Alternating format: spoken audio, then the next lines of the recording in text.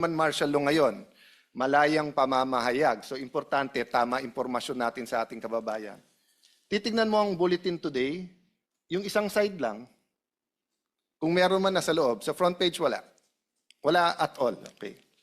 Siyempre, yung isa sa pinakakilala at alam natin pinaka-credible, Inquirer, sila nandun, ang Alang Cayetano sa taas, ICC told of Alan Robin tied to Bato. Nagkaroon pa sila ng space para this Cayetano has palace backing, a new PTV boss. He's talking about yung bunso kong kapatid. No? Pinauwi lahat ng empleyado ngayon, mag-work from home na lang daw sila. So alam namin, napapalitan nyo kami sa committee, pero hindi nyo mapapalitan ng president kung hindi 13. So eto lang pakiusap ko sa Malacanang. Kumuha kayo ng isa pang senador para sa special session, bumaba na ako bilang Senate President para wala na tayong problema pare-pareho, pero para masunod yung konstitusyon. Kung pwede lang, Senator Amy, na bumaba ako today, Chairman, Senator Robin, gusto ko nang bumaba today as Senate President. Ang problema, I have a duty to the Filipino people and to the Philippine Constitution. Ang nakalagay, until your successor is elected. Hindi pa tayo nag-elect ng successor. So, OSAA, Secretariat, lahat ng empleyado, I'm sorry to put this on you. Not at the penalty of dismissal or cases. Hindi po ako ganun magtrabaho. Konsensya nyo. Sergeant Gutesa, you're welcome to attend the next hearing. Whether you're going to recant or say the same thing, kasi we had to get to the bottom of the truth, no? So, Mr. Chairman, baka kung with your pandaman din ng 18 ngayon. Saan siya? So, Sergeant hindi ko Gutesa, po masabi in public. Okay. No, but kung nakikinig, nanonood siya, alam naman namin puso mo eh. 'Di ba? At siguro naman kung ano ang harassment or intimidation or pabuya or kung ano man na binigay sa kanya na magsabi ng totoo, wag magsabi ng totoo, naramdaman din ng 18 ngayon. And many, many others who are securities of VIPs all around the country, di ba? Hindi lang naman siguro kayo ang security of VIP na naka-witness na medyo hindi ata maayos itong ginagawa ng boss namin, di ba? So, Sergeant Gutesa, you're welcome to attend the next hearing. Whether you're going to recant or say the same thing, kasi we had to get to the bottom of the truth, no? So, Mr. Chairman, baka kung with your permission, mag-meeting muna tayo, kailan natin announce yung susunod na hearing. But gusto ko lang to i-mention, no? Ako'y naniniwala sa media sa ating bansa. We cannot generalize, just like politicians. You cannot generalize lahat kayo corrupt. But maraming corruption. Di ba? Sa business community, sabihin nyo, iba sa inyo, nangongorrupt. Hindi man lahat, di ba? But just to express yung frustration na nadama ko kay Chairman Senator Marcoleta, tingnan nyo yung nangyari kahapon, ha? Katanging-tanging Philippine Star lang ang nasa front page din, Cayetano, I'm still Senate President. Okay? Sa Philippine Star, to be fair, ha? Siyempre, mas malaki yung sa kanila. Okay lang yun kasi araw nila kapon. Pero kasabay pa rin, Cayetano is still the Senate President. Okay. Tandaan nyo yung context na sinasabi ni Senator Marcoleta. Hindi naman martial law ngayon. Malayang pamamahayag. So, importante, tama impormasyon natin sa ating kababayan. Titignan mo ang bulletin today, yung isang side lang, kung meron man nasa loob, sa front page wala. Wala at all. Okay. Siyempre, yung isa sa pinakakilala at alam natin pinaka-credible, Inquirer, sila nandun, ang Alang Cayetano sa taas, ICC told of Alan Robin tied to Bato. Nagkaroon pa sila ng space para this Cayetano has palace backing, a new PTV boss. He's talking about yung bunso kong kapatid. No? Pero wala dyan po sa harap na Cayetano is still Senate President. Ganito din po sa Manila Times. Senator has power from Cayetano, Bonoan, Group Sus Cayetano. So, news din naman po yan dahil I'm Senate President. Pero wala po dyan na Cayetano is still Senate President. Tribune, ganun din po. Complaints mount against Cayetano, Senate coup, pero nothing about Cayetano is still Senate President. No? Manila Standard, obstruction of justice filed versus Alan Robin Aplaska.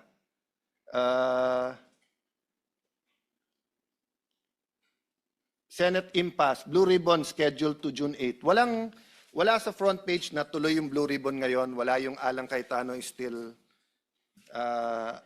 Malaya Business Insights, Alan Robin face obstruction wraps over Batos escape, etc. No? So what's my point here? If you were a Filipino abroad or sa mga online ka tumitingin, akala nyo legal at walang issue yung nangyari kahapon. Yun yung ibig sabihin. But again, sa mga reporters natin sa Senate, alam ko yung buhay ng reporter, they have to submit 6 to maybe 8 stories a day. Yung editor at yung naglalatag. Di ba? So yun lang ang tanong ko sa mga naglalatag ng dyaryo na to. Bakit sa dami nating dyaryo, Philippine Star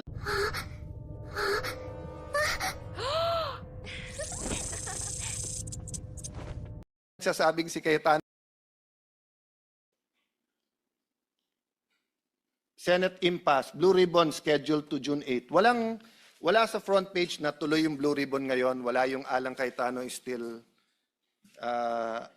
Malaya Business Insights, Alan Robin face obstruction wraps over Batos escape, etc. No? So what's my point here? If you were a Filipino abroad or sa mga online ka tumitingin, akala nyo legal at walang issue yung nangyari kahapon. Yun yung ibig sabihin. But again, sa mga reporters natin sa Senate, alam ko yung buhay ng reporter, they have to submit 6 to maybe 8 stories a day. Yung editor at yung naglalatag. Di ba? So yun lang ang tanong ko sa mga naglalatag ng dyaryo na to. Bakit sa dami nating dyaryo, Philippine Star lang ang nag-report na meron dispute? Meron nagsasabing si Cayetano pa rin ang Senate President at may nagsasabing may acting Senate President. No? On that point, I'd like to thank Senator Robin Padilla because if not for him having the correct strategy of pulling Senator Pia aside or pushing Secretary Remulla pagpasok, hindi kayo nakapasok ngayon dito. No? And I'd like to thank every single member ng staff ng Senado who are here today. Katulad ng ating lounge, hinanda pa nila yung pagkain, yung nag-ayos ng mga mesa. But hingi lang ako, Chairman, na magdasal at mag-reflect ang mga taga-Senado. If this was the declaration of martial law, 50 years ago, etc., no? There were many issues then. It was a different time. Pero you reflect later on, tama o hindi na padlock. I'll not judge that, no? I'll not judge that kasi we're here today. But here today, who is the legitimate Senate President?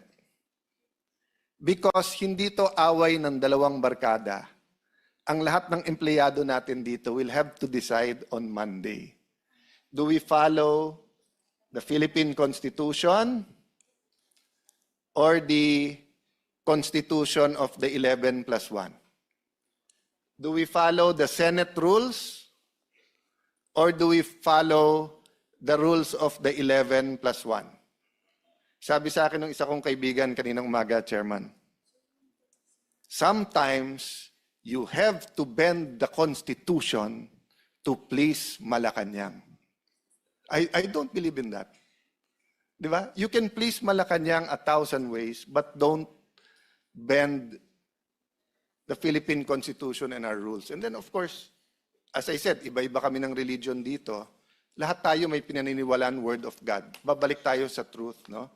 So, Mr. Chairman, I hope hindi tayo pigilan next week.